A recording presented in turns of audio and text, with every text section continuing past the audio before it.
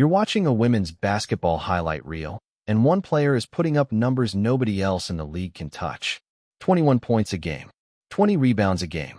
Not for one hot week, for an entire season. And the player doing it isn't in the WNBA. She's in the French second division. Her name is Julie Tetart, and the reason her story just went global has nothing to do with basketball skill and everything to do with a fight that's tearing through women's sports right now. Here's what happened, why it matters, and why the answer isn't as simple as either side wants it to be. Julie Tetart plays center for a club in Monaco, in France's Ligue 2 Feminine, the second tier of women's basketball in the country. During the 2025-26 season, she didn't just have a good year. She led the entire league in scoring and in rebounding at the same time. 21 points and 20 rebounds a game is the kind of stat line that usually belongs to a legend, not a role player. In one game in March, she put up 21 points and 30 rebounds, a new league record. She already held the old one. Tatard is 34 years old. She's 6'3", and she's transgender. She came out publicly in 2021.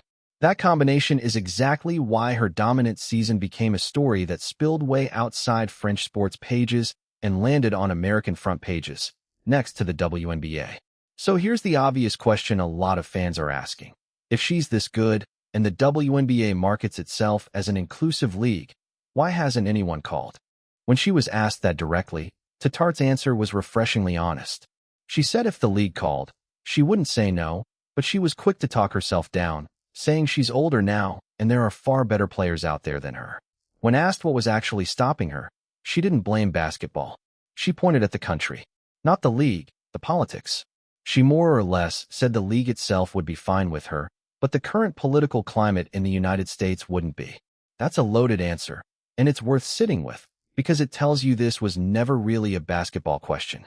It's a much bigger argument happening across almost every sport on earth right now. What happens when a transgender woman competes at the highest level of women's sports? And who gets to decide what's fair? Let's back up and look at what actually happened in that French league, because the numbers alone kicked off a controversy before this story ever crossed the Atlantic. Tatart wasn't the only transgender player putting up big numbers in League 2 this season. Aurora Pautu, a 43-year-old transgender player, was also averaging strong numbers, over 14 points and nearly 8 rebounds a game. Between the two of them, you had a level of individual dominance the league hadn't seen before. And then came the awards. Despite the stats, Tatart didn't win league MVP.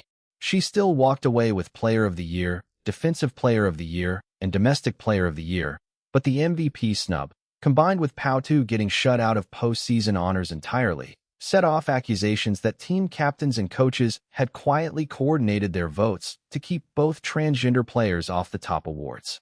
A French trans advocacy group called Transpire called it out publicly, saying that despite clearly elite performances from both players all season, voters deliberately chose not to recognize them.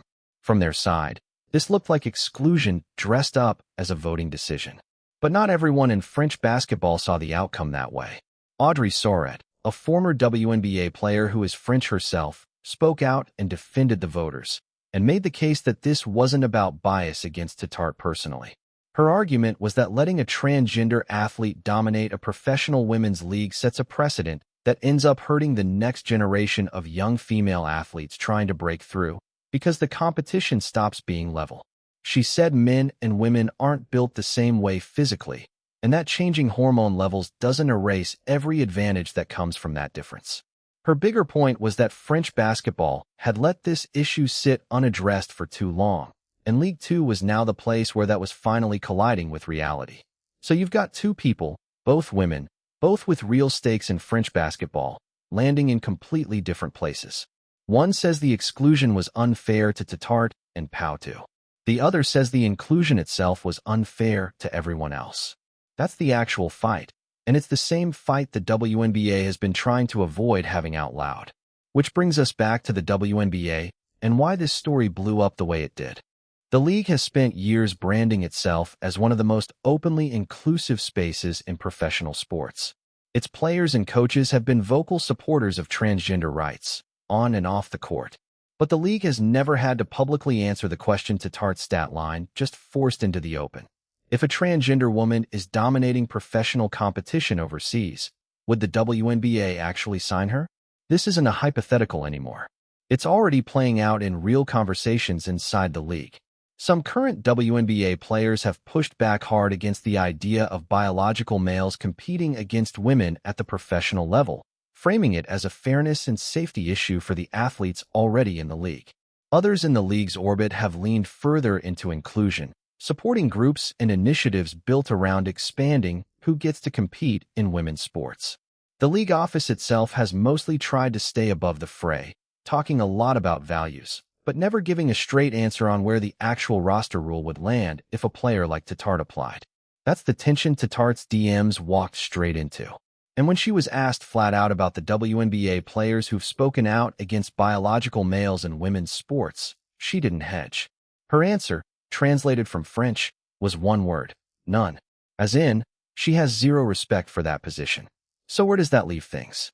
On one side, you've got a genuinely dominant athlete who says this has been a childhood dream since she was a kid, who's now being told by her own words that the politics of a country, not a locker room, not a coach, not a scouting report, are the real obstacle standing between her and the highest level of women's basketball.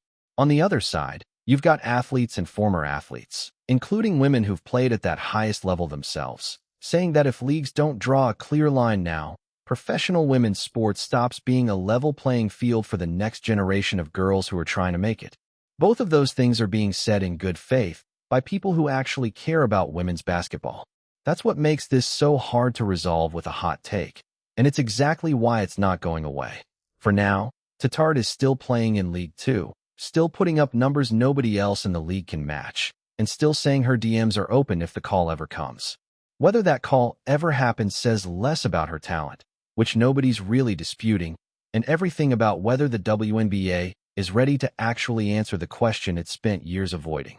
If a league builds its entire brand around the word inclusive, at some point somebody's going to test what that word actually means.